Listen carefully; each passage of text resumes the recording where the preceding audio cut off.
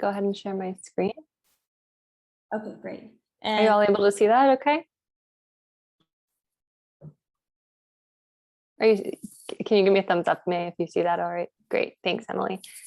All right, well, thank you everyone for being here with me today. I really appreciate it. My name is Jackie Simmons Groves. I know your professor also mentioned that Danny would be joining us today, but it's just gonna be me, which is unfortunate because Danny's great, but we'll make do. So I work at the University of South Florida as the violence prevention coordinator there. And what that basically entails is providing programming, typically around topics like sex positive consent, healthy relationships, bystander intervention. And that's for our campus of around 50,000 students. So it's a pretty big undertaking, but we really enjoy it. Prior to doing the work that I do at the University of South Florida, I worked in a community context at a nonprofit that was a local rape crisis center. So a lot of that work looked like working with K through 12 students, working with community and professional groups, and really focusing on prevention of sexual violence. So that was a really cool opportunity, especially to get to talk to people when they're so young, to kind of really start building those ideas out all the way from elementary school. And in doing that work, I also did quite a bit of crisis intervention with people who have experienced sexual violence. So both people who have experienced it and their support networks.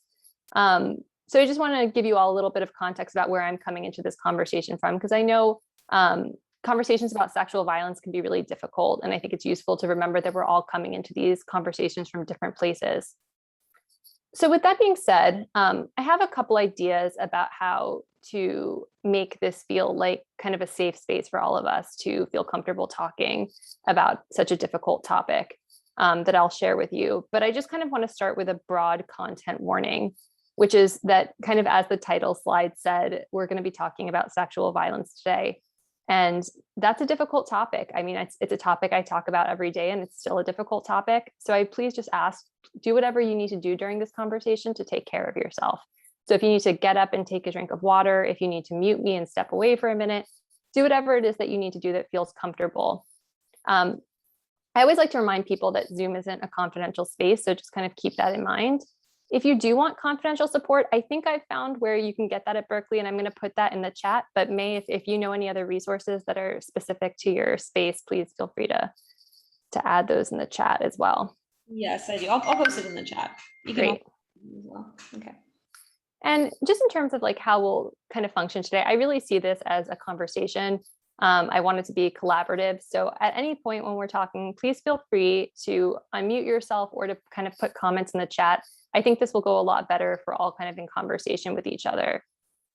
So the kind of broad community agreements I've come up with to keep this space feeling safe is first just that, as I said earlier, to take care of yourself, to prioritize that self-care during this discussion. The next thing is kind of a modified Vegas rule, which is that what's said here stays here and what's learned here leaves here. And what that basically just means is if someone shares something that's an opinion or a thought, we want to keep that kind of in this space with the knowledge that this is being recorded, of course. But we want to take the ideas that we're learning today and hopefully share them broadly, because I think that that's really how we create that culture change around sexual violence. The last thing I always like to just keep in mind is to make space for different lived experiences and different perspectives. So as I said earlier, we're all coming to this topic from different places, right? We've all had different experiences with getting sex education. We've all had different experiences supporting survivors, perhaps. So we just want to make sure that when we are speaking, we're trying not to universalize our own experiences. So those are kind of my ideas about how to keep this a safe space for everyone. Does anyone have anything that they would like to add to these community agreements before we get started? And as I said before, feel free to either unmute or just throw things in the chat.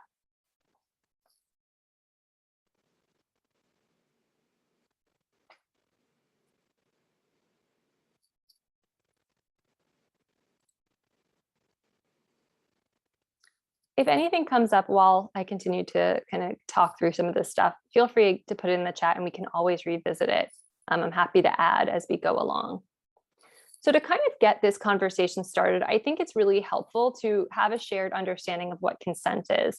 And to start that, I always like to just free associate. I think some really interesting things can come up when we think about connotation. So in the chat, or again, unmuting, what words or phrases come to mind for you, or do you associate with that word consent? What are like just like first free associations that come up with consent?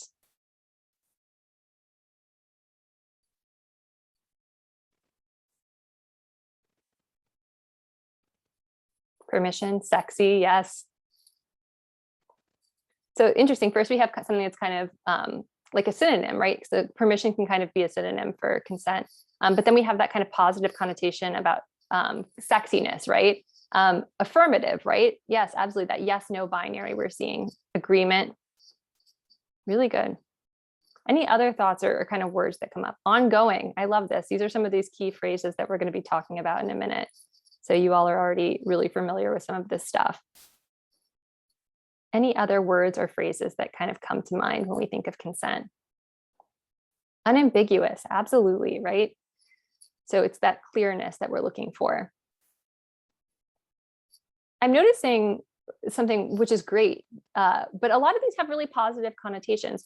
So I'm interested, do you think that these are the kind of broad associations with consent? If I asked you, what do you think our kind of society associates with consent? Would we have any other different words or phrases that come up?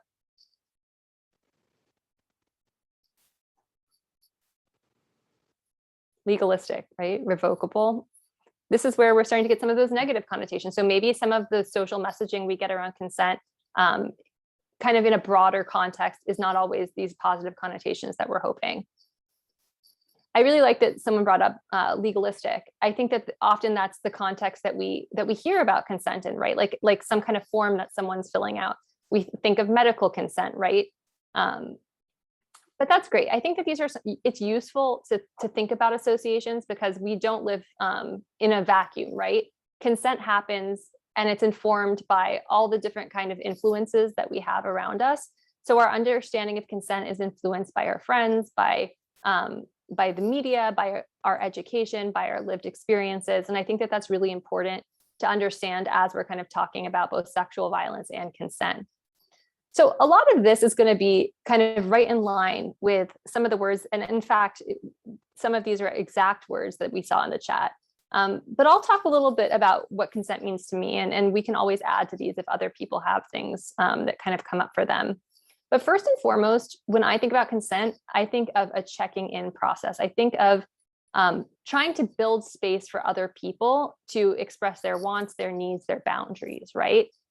Because we want to make sure that what we're doing is working for everyone involved, not just for us when we're in sexual contexts.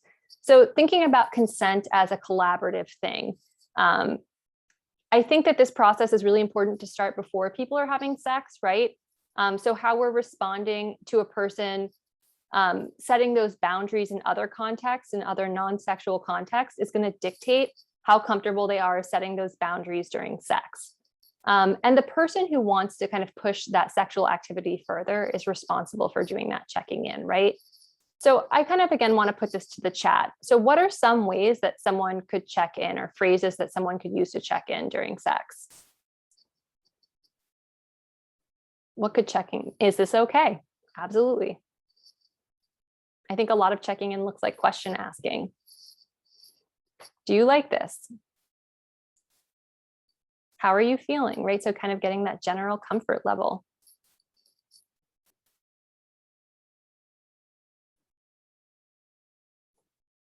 Any other thoughts about how we can check in?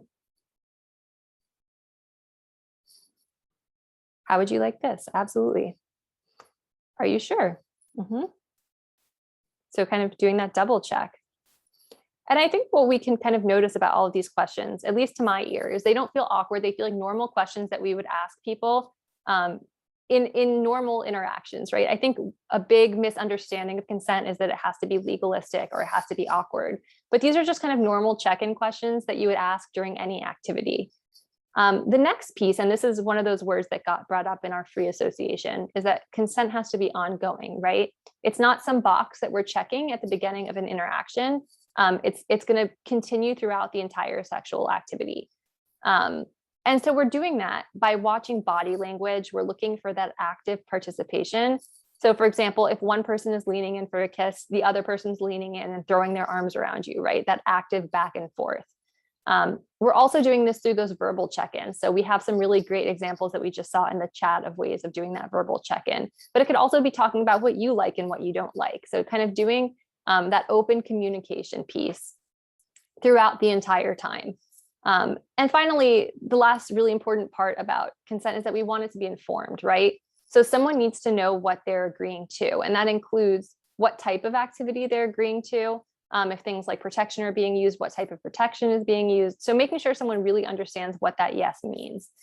And in thinking about that informed piece, it's important to remember that different words mean different things to different people, right? Like language is really always in flux.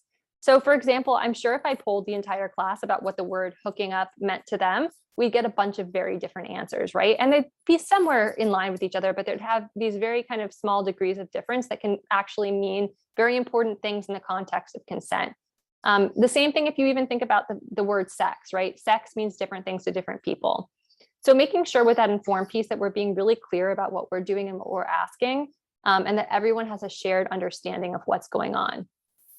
The last thing to kind of consider with that informed piece is that sex can never be informed if someone is incapacitated. And I'm going to touch on that more on the next slide. And by the way, if at any point I'm going too fast, or if you have questions, just feel free to put those questions in the chat. And if I miss them, just let me know, and I'll be happy to kind of track back and answer those questions. And I'll also leave time at the end for some questions. So since we've talked about what consent is, I want to touch on what it isn't. And I think the first thing to say is that it's not transferable, right? So a yes to a kiss is not a yes to sex. A yes to something on a Monday isn't a yes to something on a Tuesday. A yes to something with one person isn't a yes to something with someone else, right? It's a one-time thing for one context. It doesn't transfer. The next big thing to remember is that consent should not be coerced, right? It cannot be existing in a situation where coercion is happening. So what are some situations that you could think of where someone could be coerced into saying yes to something that they don't want to do? What are some situations that could kind of produce coercion? If you don't do this, you don't love me, right? So that guilt tripping, that kind of holding that emotional guilt tripping over someone, absolutely. A physical threat, right? I'll hit you if you don't have sex with me. Or someone doing that minimization, right? It's not that big of a deal. So if someone has reservations, kind of minimizing those reservations, those are all forms of coercion, absolutely. It'll make you feel better, absolutely. Won't stop bringing it up. So if somebody's doing that persistence where they're not listening to boundary setting and they keep pushing someone and trying to wear them down, that can absolutely be coercion. Any other ones we're thinking about?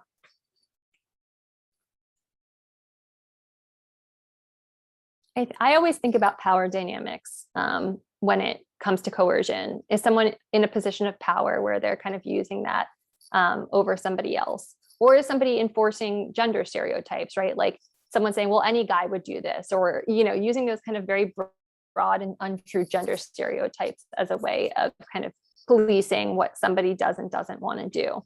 So any kind of guilt tripping, any kind of threats, those are all forms of coercion. And those are not that enthusiastic yes. We want people to be saying yes because they actually want to say yes and not because they're feeling forced into saying it.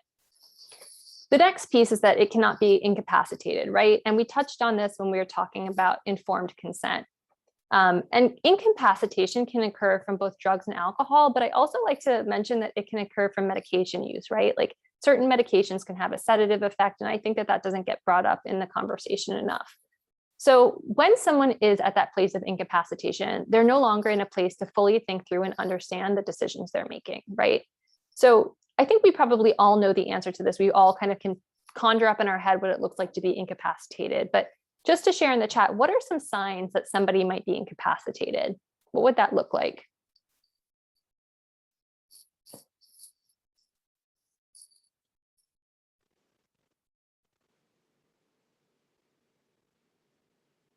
Confusion, right? Like they're not fully understand, they're sleeping or they're getting drowsy, absolutely.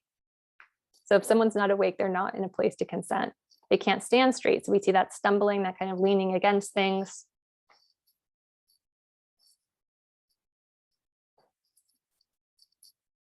Any other examples?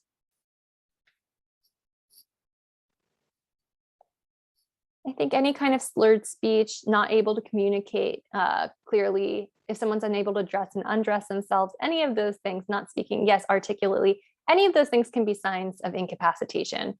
And sex with someone who's incapacitated is assault, right? That's not, you're not in a position to consent when you are incapacitated. The final piece of this is that consent is not ever going to be assumed from a lack of resistance or from silence, right? So that lack of a no does not equal a yes. I'm sure many of you have heard of the fight or flight response, that those kind of stress hormone responses. Has anyone ever heard of a third response besides fight or flight to stress hormones? Freeze, right?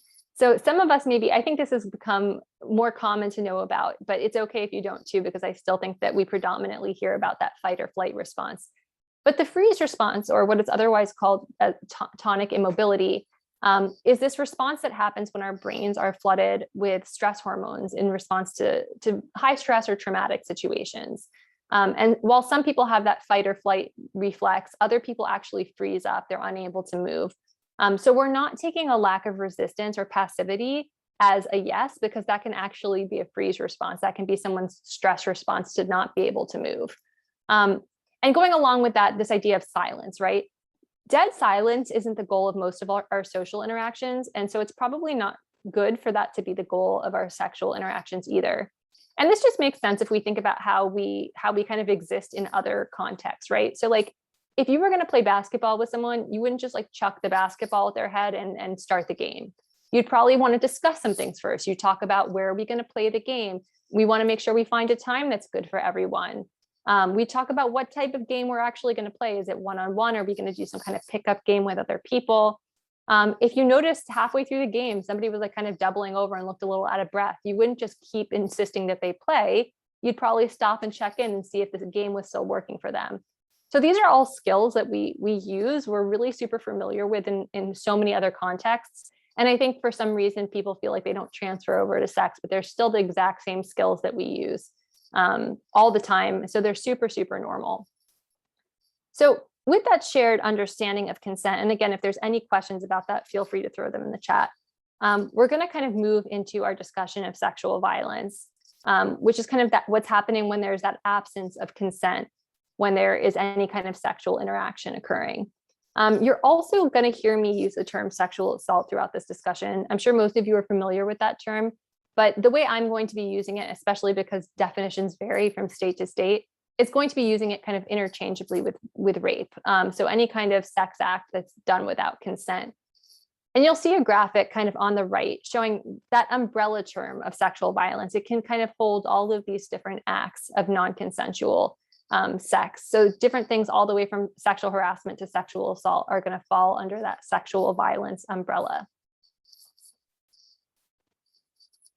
I want to situate this conversation in the college context, since that's the context we're in right now. And I want to start doing that by looking at a study.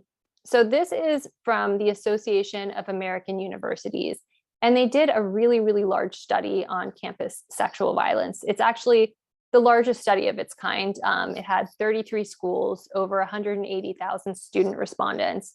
So we got really, really good data from this study about what sexual violence looks like on campus. And this is from, I believe, 2019. So it's still pretty recent. And I actually believe UC Berkeley was one of the schools, one of the 33 schools that was part of that mix. And they actually did this study as a follow-up to a 2015 study. So it's a really interesting one to look at because they have comparison points about how sexual violence has both changed and not changed from that kind of 4-year gap. I've included 2 graphs here that are kind of broken down by gender and affiliation. And they look at non-consensual sexual contact that the respondents are reporting since they enrolled at that school. So one is going to look at non-consensual sexual contact that's going to involve force or the inability to consent. And when they're talking about inability to consent, they mean things like incapacitation. The other is going to look at those non-consensual situations that involve other things. So where there wasn't that active, ongoing voluntary agreement that we were talking about, but not using those kind of force things. So you can kind of look at these 2 graphs and just get a sense of both undergraduate and graduate students and how they experience sexual violence across these universities and colleges. I specifically want to highlight, though, because I think it's interesting, how affected the undergraduate populations have been by these non-consensual sexual acts that have involved force or have involved the inability to consent, because these are really big numbers. And it's kind of hard to hold these numbers because of how big they are, right? So we see that 26% of undergraduate women, 23% of transgender, genderqueer, or non-binary undergraduates, and 7% of undergraduate men have experienced that non-consensual sex with force or inability to consent. So two of those are basically 1 in 4 numbers. Those are staggering numbers when we're thinking about students experiencing that type of sexual violence. And sometimes I find like statistics can feel really impersonal or, again, really hard to hold. But when I think about that 1 in 4, when I just look out at a classroom and look at 1 in 4 students, I think that those are really staggering.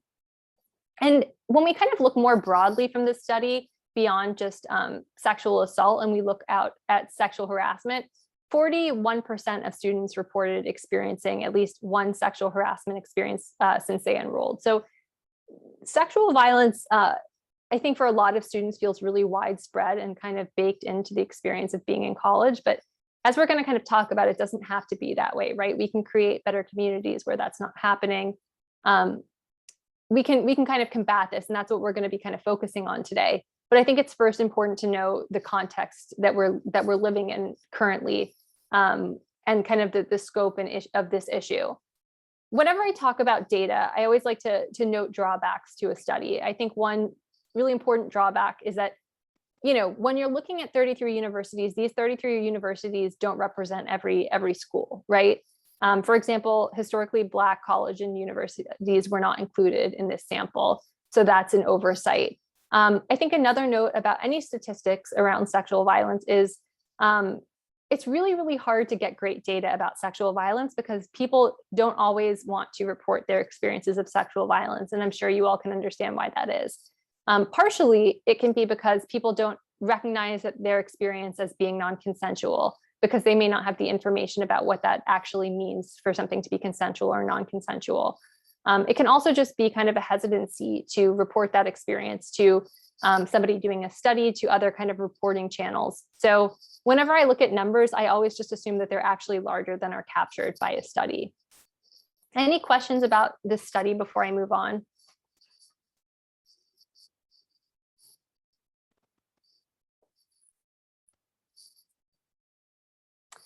So today, as we're thinking, I think it's important to really focus on what can we do about these things. When we hear numbers like this, and when we hear about sexual violence, it can feel really daunting. But this is something that can be changed. It's not a fixed thing. It's not a given.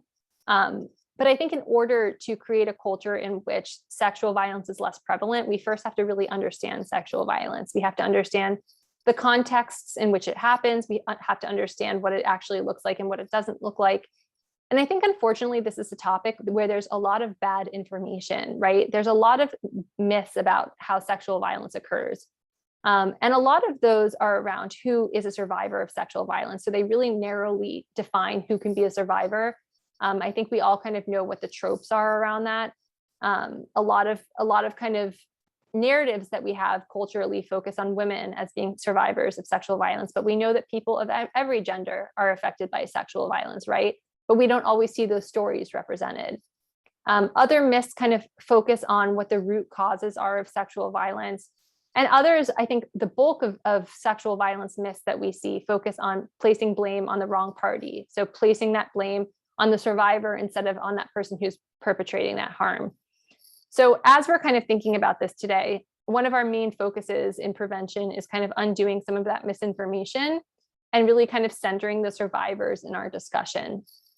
So I want to specifically, since we're talking about acquaintance rape today, look at one kind of myth that I think we're doing better on as a society. I think we have better information about this, but we're still not 100% there yet.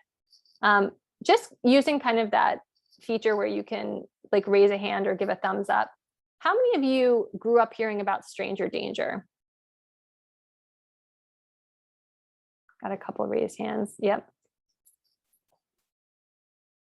Yeah, so a good amount of us, right? I think stranger danger, I'm hoping people are getting a little bit better about this. But as I said, I worked a lot in elementary school, and there's still this kind of stranger danger boogeyman that exists. I know when I was growing up, there was a lot of programming about not talking to strangers. And I'm sure that there are really beneficial reasons to talk about that. It's not, there are good reasons to still talk about safety in all contexts, but the data just doesn't bear out this stranger danger thing. So despite it being this really prominent narrative that we have, we actually know that most assaults are perpetrated by someone known to the survivor. And I'm sure many of you already know that. I think that there's been a shift in this understanding. But if you haven't heard this one, that's also okay, because again, this is kind of information that we've gotten from a very young age. And I also think a lot of TV shows, a lot of movies we see kind of show that person jumping out of an alleyway, that person kind of in a dark corner, rather than the person that we know. So when we look at child sexual assault, for example, about 93% of the time that child knows the person who's assaulting them.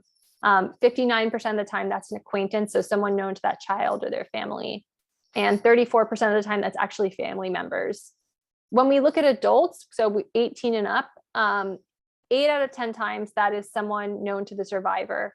39% of the time we have that acquaintance piece, and 33% of the time it's that current or former partner. And I think sometimes that partner piece gets left out of discussions of how sexual violence occurs, right? But we know if we're thinking about how this kind of coincides with intimate partner violence, there's a very, very big overlap.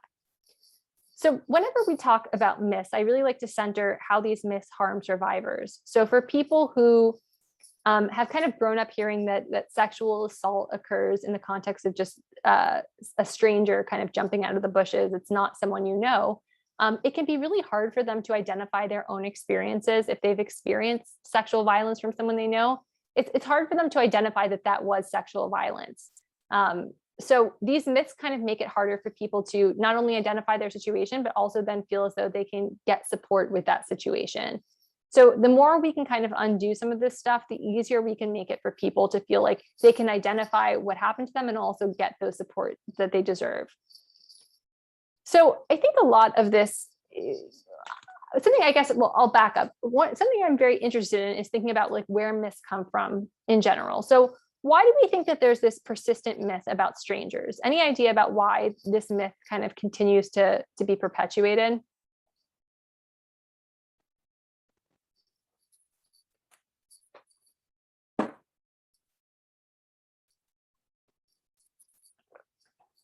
Why do we get so much messaging about stranger danger rather than messaging about like people we know? People don't want to admit that it's more likely to be someone you know, right?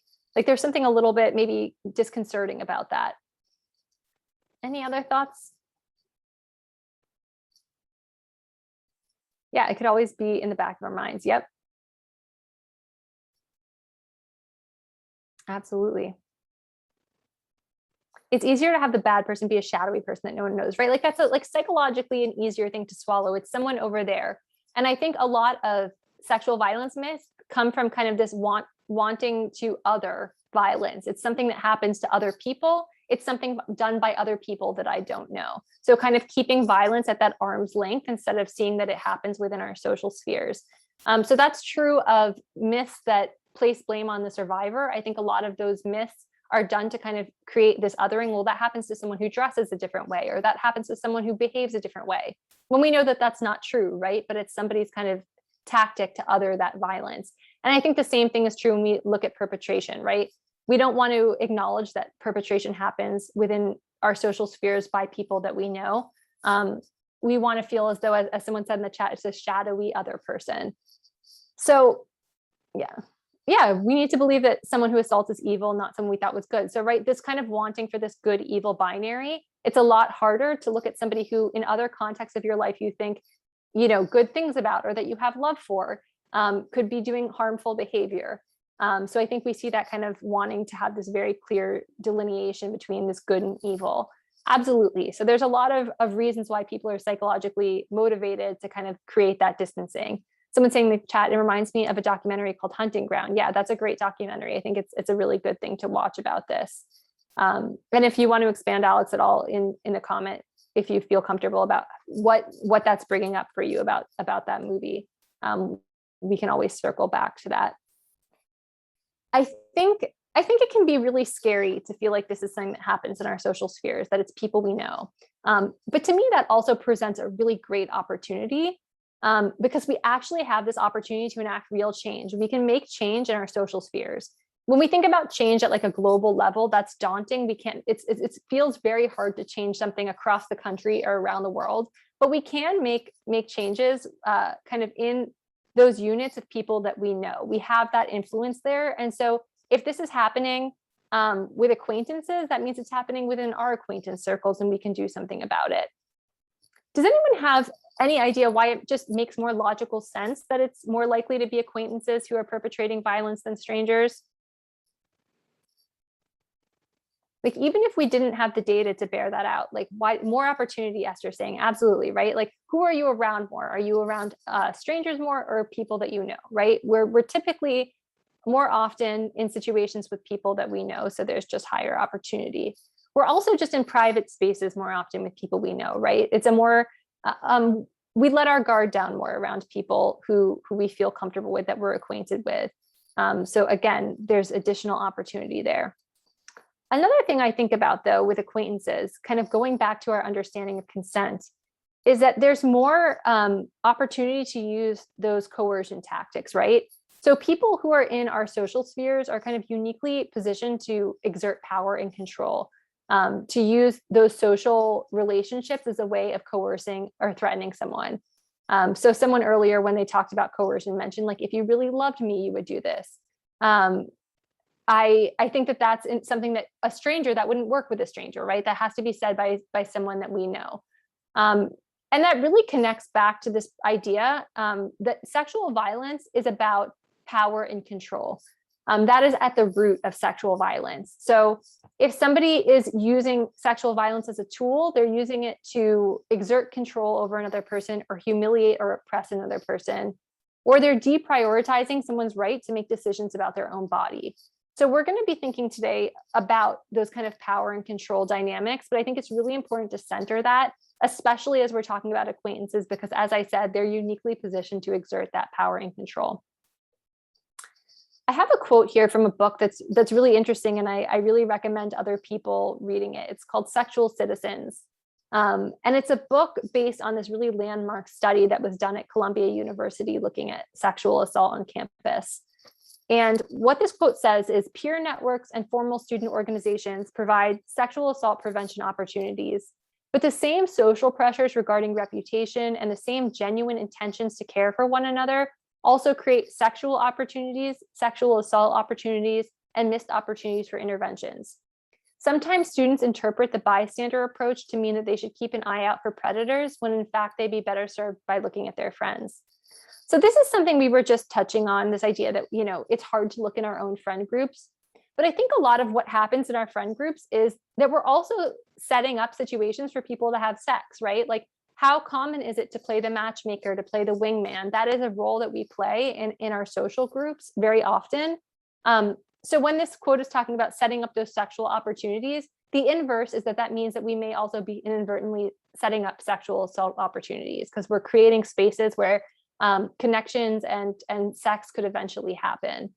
But I think what, again, is really cool about this is that the inverse is also going to be true. People really care about what their friends think, right? So we can use that social pressure to intervene, to be that positive change, to kind of shift those norms within our social spheres that allow things like violence to thrive. And we can kind of then replace those with norms that prioritize a culture of consent. Sorry. My slides are backwards, so I apologize for that. Some of you may have seen this pyramid of violence before. I'm going to talk about it in a minute, but I first want to situate it back in that study we were looking at. This is that same AAU study where we saw kind of 33 universities have data about how their students experience sexual violence on campus. I think it's really interesting that 26% of students reported these opportunities where they saw sexual comments that made someone uncomfortable.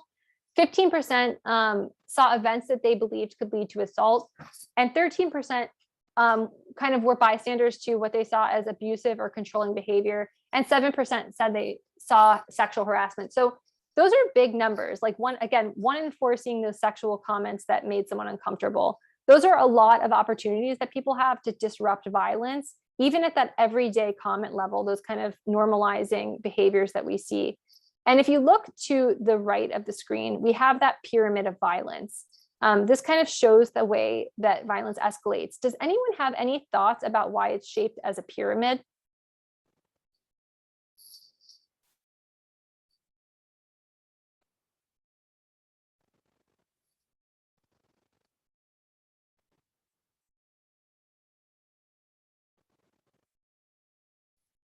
Yeah, so I love that, to show how prevalent each form of violence is. So maybe the stuff at the bottom happens more often. Yeah. And also that kind of correlation of one leading to the other, right? They're kind of stacking on top of each other. Yes, all of these things, yes.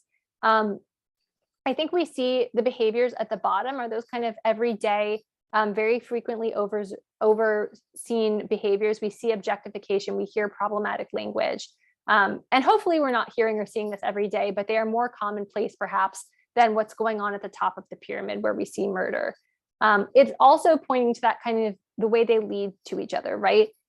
The behaviors at the top of the pyramid, those kind of escalations of violence, are first built on a culture where behaviors like objectification, rigid gender norms, and harassment have become normalized. So the more we normalize things at the bottom of the pyramid, the more things at the top of the pyramid can thrive.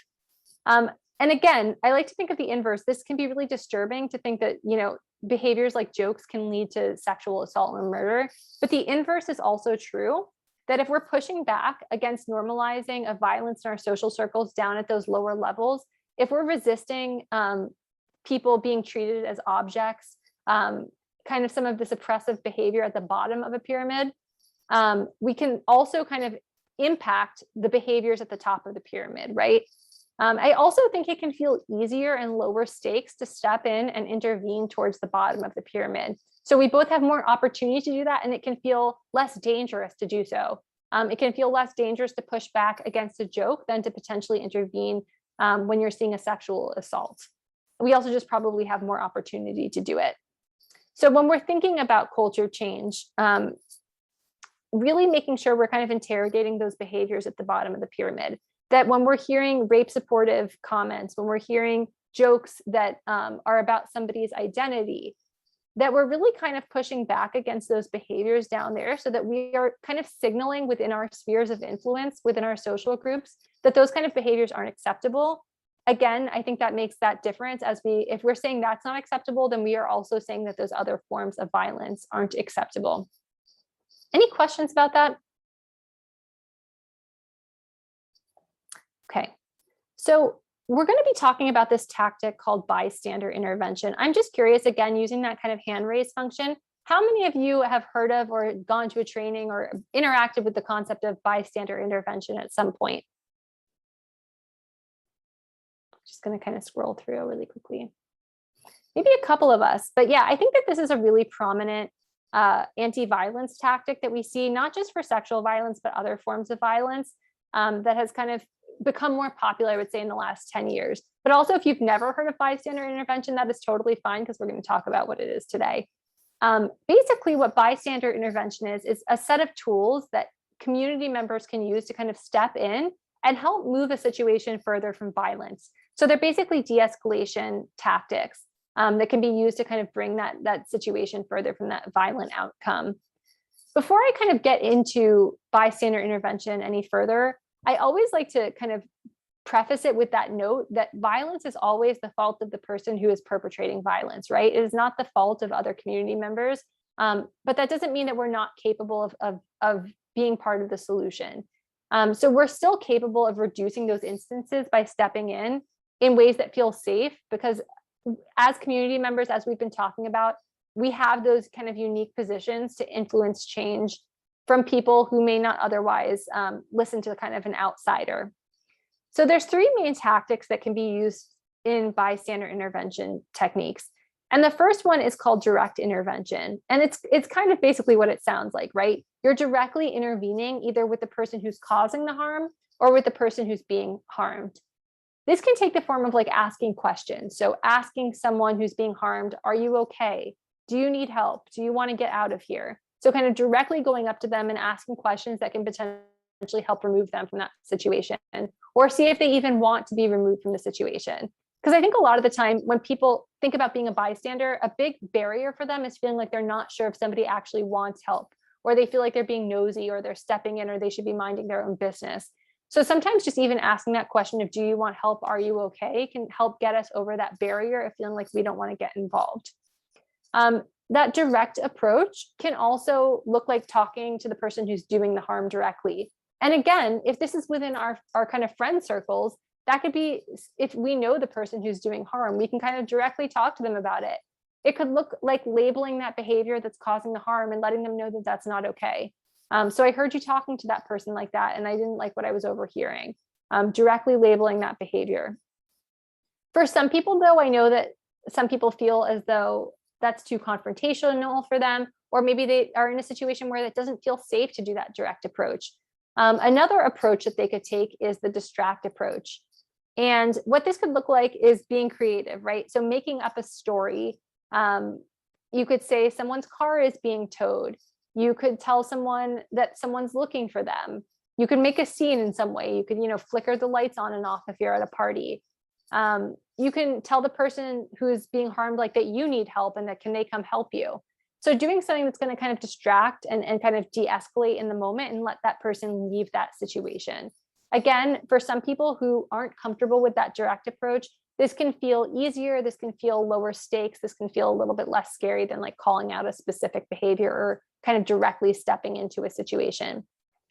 And finally, the last approach is to delegate, right? Because we know that there's strength in numbers, so maybe we don't feel comfortable intervening by ourselves. So we grab a couple of friends and say like, hey, do you see what's going on there? Should we do something about it? That can feel a little bit less intimidating sometimes. And it can also feel like there's kind of more of that kind of strength in numbers, amplifying of voices, where if there's multiple people saying something isn't okay, there's some kind of safety in that. It can also be about finding a person who has more power in a situation, who is better positioned to do something about it. So for example, if you were at a party, a host might have more power to intervene in a situation than you do, right? Because they can actually kick someone out of that party. So trying to figure out, is there someone here who's better positioned? They have more information, they have more power. Going up to them, letting them know what you're seeing and kind of asking them for help. So those are the three main approaches that we think about when we're thinking about bystander intervention. Any questions about those before I move on?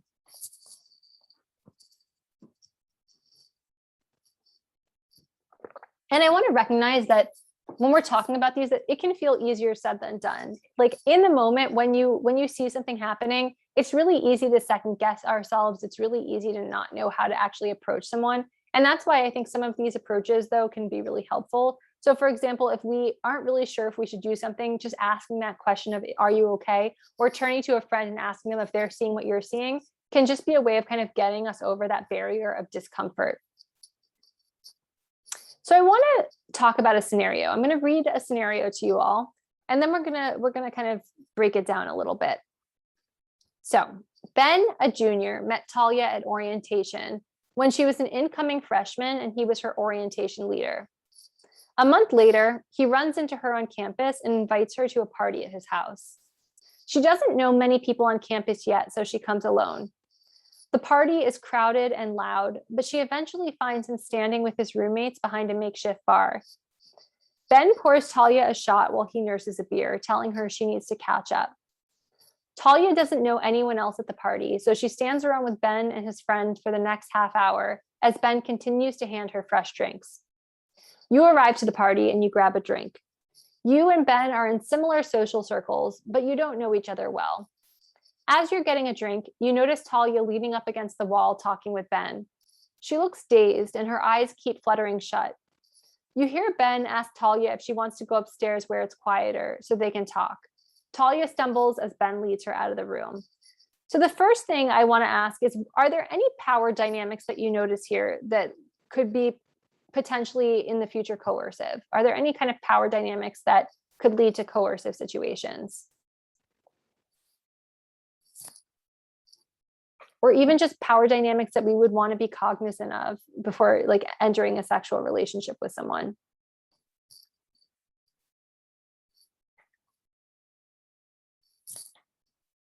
So she's alone at the party, right? So there's that kind of imbalance of how comfortable somebody might be in a situation because she doesn't have social support and he is with his roommates, it's his house, absolutely.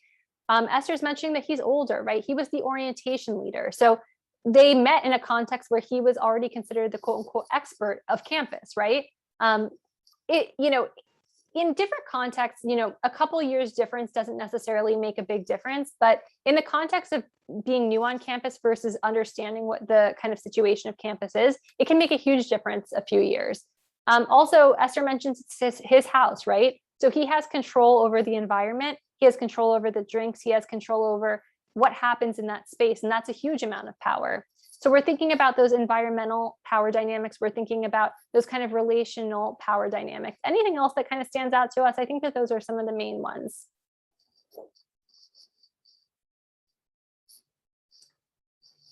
Yeah, so that kind of social pressure that Talia might be experiencing, Cole, that kind of pressure to want to fit in, right? So again, we kind of can intuit that Ben is in a situation where he feels socially comfortable, whereas Talia is in a situation where she doesn't know anyone, she doesn't have those social supports, and there's that kind of pressuring going on. Absolutely.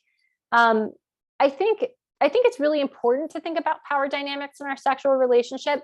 It's very unlikely that there's never going to be any kind of power differentials between people, but there are ways that we can try to be aware of them. There's ways that we can try to neutralize them. And there's situations where the power differentials are so great that consent piece isn't possible. Yes, I love that someone's mentioning that catch-up piece he's telling her, right? He is nursing a beer while she's drinking shots. So there's also that kind of power difference of potentially someone being more sober than the other person, right? These are all kind of dynamics that can create a situation where there's that kind of dangerous power imbalance. Yes, absolutely. Yeah, and Cole mentions that is misleading, right? Yes, the catch-up piece I think is being referred to there. So I think when we're thinking about situations, we want to, as I said, be cognizant of those power pieces. We also want to be cognizant of the way that environments can play a role in this, right? So if a place is crowded and loud and somebody can't communicate as easily, if there's kind of that situation where somebody's kind of feeling like they're pressured into drinking more than they might want to, those can all kind of play a role. I want to then move to some of our bystander tactics, right? This you that arrives at the party and you're overseeing the situation. When we're the you arriving to the party, we don't have all this background information, right? We don't know much about the dynamics between the two, how they met, what the context is. But are there things here that just as a you arriving to the party without being able to know all that background that would still maybe give you pause?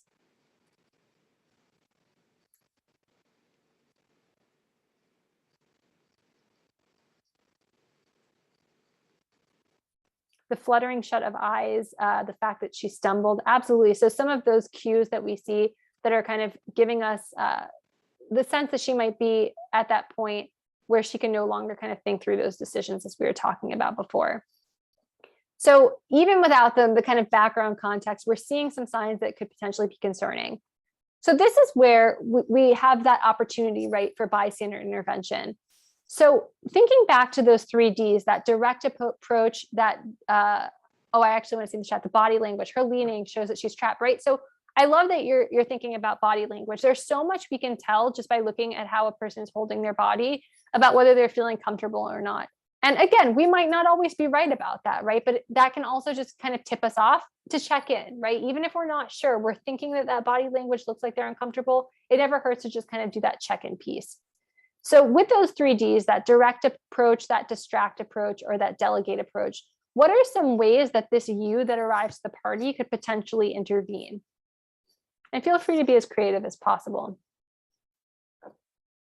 What could intervention look like in this context?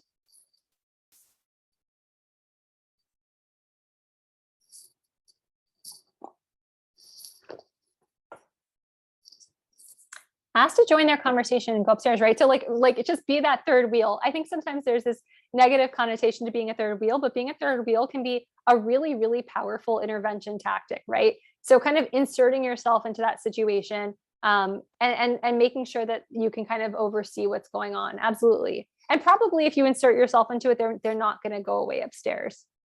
Any other ways we can potentially intervene in this situation?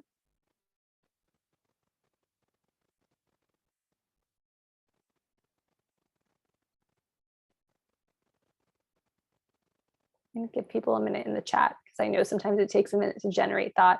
A loud, hey, Ben, just be really happy to see him and interrupt, right? So that's that distract tactic, right? So we're going up to Ben, we're changing the mood, we're kind of engaging him in a conversation.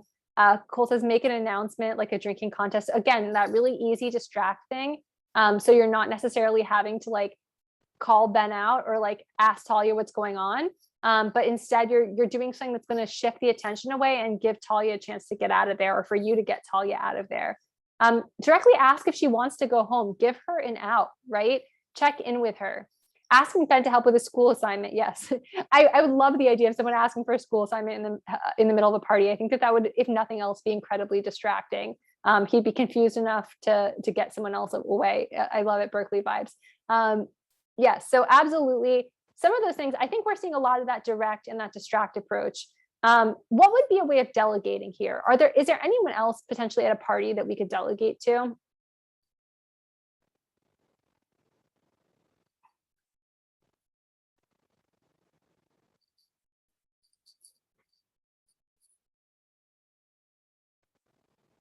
What's challenging in this situation is that Talia isn't there with friends, right? So maybe in some other situations, we would try to find someone's friends and ask them like, hey, are they okay? But yeah, I love this idea of bringing in a closer friend of Ben's to kind of do that check-in with Ben if we're not feeling comfortable doing so. Like maybe we don't feel like we know Ben enough, but finding someone else that could be like, hey, you need to check in with Ben, like something sketch is going on right now.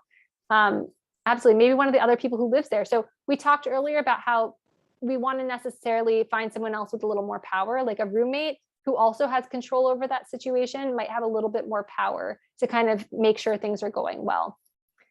When we talk about bystander tactics, I think it's really important to, as I said before, acknowledge those barriers. What can be some barriers to that you actually intervening in this situation? What might stop them from kind of taking that step?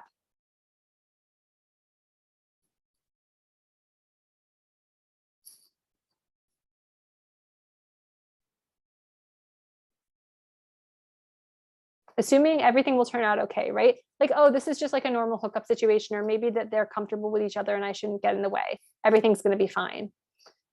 Thanks, Jessica. Yeah. Any other things that could stop someone from intervening here? Not wanting Ben to get mad, right? Like, there's many reasons for that, both for the social ramifications, like I don't want to jeopardize that friendship of calling Ben out, but also like maybe I'm intimidated that Ben getting mad is going to turn that to me, right? Worrying that you'll be perceived as uncool, right? So we have a lot of tropes about people that disrupt potential sexual situations. So feeling like if I'm that person, I'm going to be doing something that is quote unquote uncool, absolutely. Wanting to believe that Ben is a good person, right? And I think that kind of touches back on that idea that sexual violence is something done by that shadowy figure over there. Ben isn't going to do that. We're in the same social circle. I'm being paranoid right now. So not necessarily trusting that gut feeling. I'm really glad you all are bringing these up because I think that in real life, like it's really nice to sit here in a classroom and talk about like, these are the things that we're going to do for bystander intervention. But if we're not talking about why people don't actually do them, then we're not really setting ourselves up for success as people who potentially want to step in and disrupt violence. So let's just kind of go through these one by one. So how could we get over that barrier of assuming that everything is going to turn out okay? Any thoughts about how we can kind of push over that particular barrier?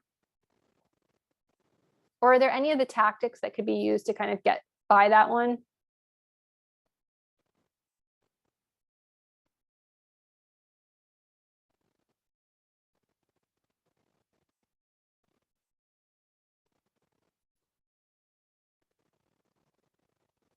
For this one, yeah, just knowing how common sexual violence is, like knowing that those numbers are there, knowing that the odds are not necessarily in the favor.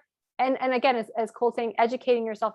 So having that context of knowing this 1 in 4 number, I think can help to say like, it very well may turn out okay, but I don't want to default to that. So just kind of having that background knowledge. Also, I think just knowing that we can ask, right? So one of those direct approaches is just asking like, hey, is everything okay here? If we don't know if everything is okay, like let's check in. Getting over that thing where we have to make an assumption and instead asking someone, right? Giving Talia that chance to say, actually, no, like, I want to get out of here. Right, better safe than sorry. What about this concern that Ben is going to get mad? If we're worried that like it's going to escalate the situation and it's going to bring violence closer to us, is there any way we can kind of get past that?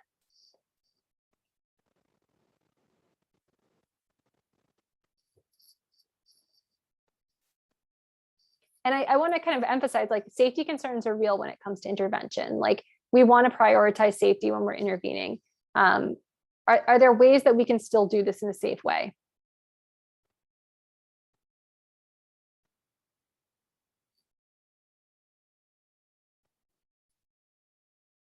If he's planning this out, someone says in the chat, you probably don't want to be close friends with him anyway. So not worrying that he's going to be mad at you, like not worrying about the social consequences of that.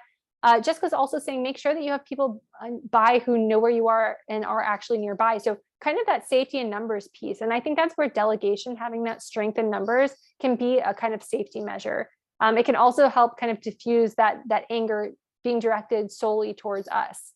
And if we're thinking back to that distract technique, if we're doing a distraction, we might not actually get Ben that mad, right? He might just be like, oh, you need help with homework. This is very weird. Or as you're saying at Berkeley, perhaps not weird at all. But it kind of may diffuse that from being a situation where someone's angry and just being a situation where someone can get out of there. I'm trying to look at what some of the other ones were. So I think, again, worrying that you're going to be perceived as uncool, that is a very real fear that like we're breaking some kind of social contract if we speak up. Again, I think sometimes just turning to the person next to you and being like, do you see what I'm seeing? And both kind of validating for each other, like, yeah, this is a bit weird, can be a way of kind of getting over that fear because you've had that validation from another person. And finally, just that barrier of wanting to believe that, you know, this doesn't happen in our social spheres. I think that, again, that is a very real one, but just knowing those statistics, knowing the likelihood that when sexual violence occurs, that it's going to be in the context of an acquaintance or someone we know can help us combat that. Absolutely. So I really appreciate you guys kind of indulging me with this scenario. And I think that this is something where we will all have opportunities in big and small ways to intervene. So as you're in a situation where there's potentially a chance to intervene, if you feel those barriers coming up for you, you know, I think it's useful to kind of think through what are some of our options here. What are some ways we could do this that is both safe and comfortable and within my comfort zone? So beyond bystander intervention, I really want to think a little bit more about kind of a proactive approach, right? Because bystander intervention is usually happening after something has already kind of, the wheels have already started turning, something is already going on. But how do we kind of avoid a situation from happening entirely? And a lot of the work I do in prevention is really focused on this culture shift, right? It's on not just saying like, we want to stop something once it started happening, but create better communities where this isn't something that's happening at all. So I have some ideas about how we create this kind of culture of consent, but I'd also love to hear from you all afterwards. If you have other ideas about how we create these more consensual communities. I think the first thing is just normalizing boundary setting, right? So if somebody, for example, is setting a boundary that they don't love PDA, like they don't really want to kiss you in public, they're fine kissing you in private, but like they're just not a public person, responding positively to that, saying, thank you for telling me, right? Instead of kind of having a negative response to that boundary setting, where we're getting upset with them for setting that boundary or we're taking it personally. Because when we kind of have that negative response to boundary setting, we're making it harder for people to assert their boundaries in other contexts. So kind of just normalizing that, I think, is a really good thing to do when we're outside of those sexual contexts. The next piece, and this is kind of a piece that is ongoing, that takes work, that is something that we have to reflect about kind of throughout our lives, which is trying to recognize the power dynamics that exist in our relationships and do what we can to neutralize them. As I said earlier, it's very unlikely that there will be no power dynamics in play. Like we all have different kind of areas in our life where we have additional power. And that's not an inherently bad thing. It's what do we do with that power and how do we neutralize those negative effects of power? As we saw in that scenario, power can come from a lot of places. It can be situational, right? Like specific to you having control over the house that you're in. It could be positional, being that leader over someone at an orientation. It could be some aspect of our identity that gives us additional power in a situation. So just being willing to kind of interrogate those power imbalances, and to do what we can to try to make sure that we're sharing power with people, in all of our relationships, but also most especially in those sexual relationships that we have. And recognizing that there are certain power dynamics that will never lead to consensual interactions, right? If you have power over someone's grades, if you have power over someone's paycheck, you're probably not going to be able to be in a consensual situation with them. Another thing we can do is just normalize that checking in process that we talked about earlier, right? Both with partners, with friends, with family, checking in to make sure that they're comfortable. With sexual partners, I think it can be really great to talk about your needs, your wants, your boundaries, and your deal breakers, right? So a need is something you have to be comfortable in that relationship. A want is going to be something that would be really great to have, but it's optional, right? Like you don't have to have it, but it would be really, really nice if you had that. I like to think of negotiables as things that are like if then, like if this happened, then I could be okay with this, but it's not ideal. And finally, deal breakers are those things like absolutely not, this is a red flag, I don't want anything to do with this. So talking with partners about those 4 elements can be a really great way of just engaging in some of that boundary discussion, especially if you're doing that before we're having sex, right? If we know what makes someone comfortable and uncomfortable before we're having sex, that kind of sets the stage to have that ongoing consent during sexual situations. Another piece of kind of creating these consensual environments is educating ourselves, right, and others. Like a lot of you, when we were talking about bystander interventions, that just kind of like knowing these statistics helps us know to intervene, right? If we have that knowledge about when and how this happens and how it doesn't happen, right, we can kind of better equip ourselves to be responsive, and also to prioritize consent as an important thing. So not only just kind of keeping this information to yourself, but being willing to share it with other people in your life, right? And committing to that process of continuing to interrogate those power dynamics, continuing to learn about consensual practices. I don't think you're ever done learning about these things. Like, even though I engage in this work daily, I am still learning new things about this daily. I also think that the cultural conversation about consent keeps getting more nuanced and better each year. So it's something that we want to stay on top of, that we want to keep kind of updating ourselves on. Going along with that, and knowing that there's so many rape myths that are prevalent. You know, we touched on one today, this stranger danger myth, but there are so many myths about how sexual violence happens. So learning about those, and then when you encounter bad information, when you hear a friend saying something that is a rape myth, being willing to kind of counter it with correct information. And that doesn't have to be done in a way that's shaming someone, because we all exist in a society where we're getting not necessarily the perfect information, but doing it in a way that kind of gives a counterpoint, that kind of gives someone another perspective, can be really impactful. Again, if we're thinking back to that pyramid of violence, if we're able to kind of dispel some of those norms that uphold rape culture at that bottom of the pyramid, if we're able to kind of counter some of that, we actually really can change our social spheres to be less accepting of violence in general, of objectification and of oppression. And finally, I think the last piece that I never want to go without saying is just believing and supporting survivors of sexual violence, right?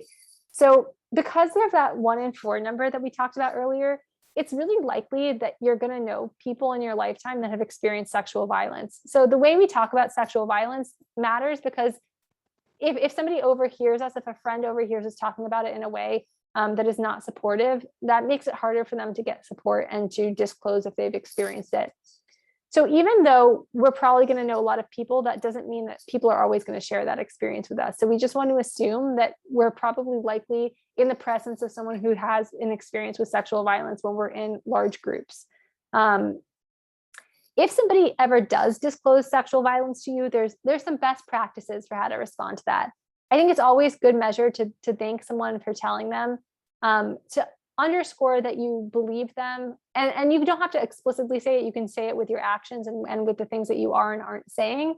If they bring up kind of those self-blame things that are really typical for survivors to do, because we have so much societal messaging about blame being placed on survivors, letting them know that it is not their fault that this happened to them, and offering support in a way that is still empowering, right?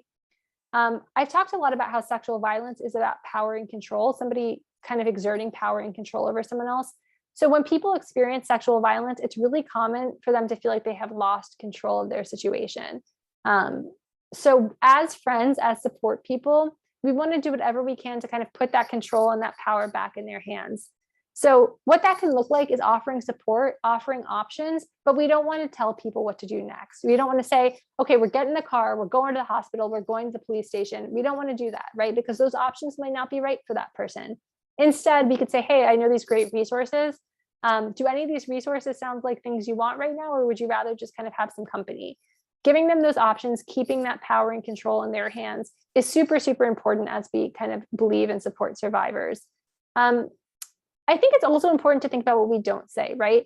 When we're talking about believing survivors, it's also about avoiding questions that imply blame. So why were you with that person? Why were you drinking? Why were you out that late? Any kind of questions that imply blame are ways of really not supporting a survivor. So instead, the only kind of questions we want to be asking are, how can I support you? What do you need right now? And if anyone has any questions about how to support a survivor, I'm happy to answer those as well. Any other ideas before we move on about ways that we can build these consensual communities where we don't even need to get to the place of having to do bystander intervention because everybody agrees that on good consent practices? Any other kind of proactive approaches that we should be considering?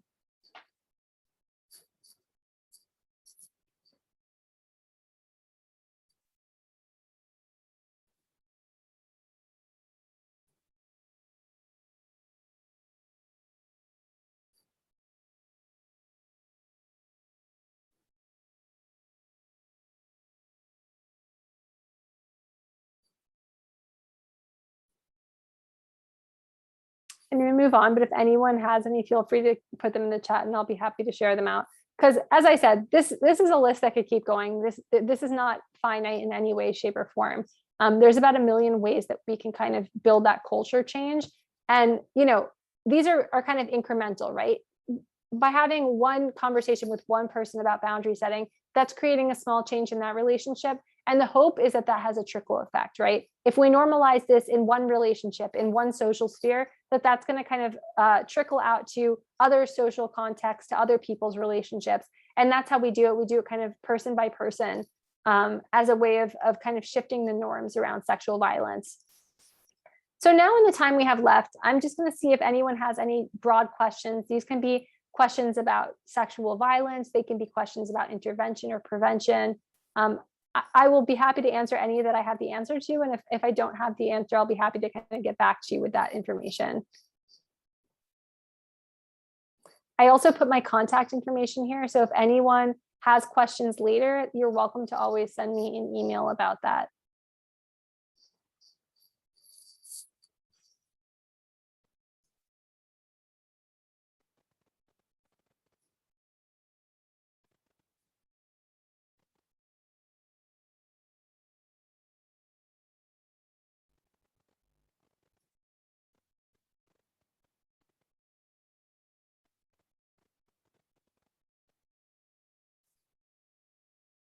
I'm going to give it about another minute. Oh, thank you, Esther, to see if any questions trickle in. And if not, I'll turn things back over to May.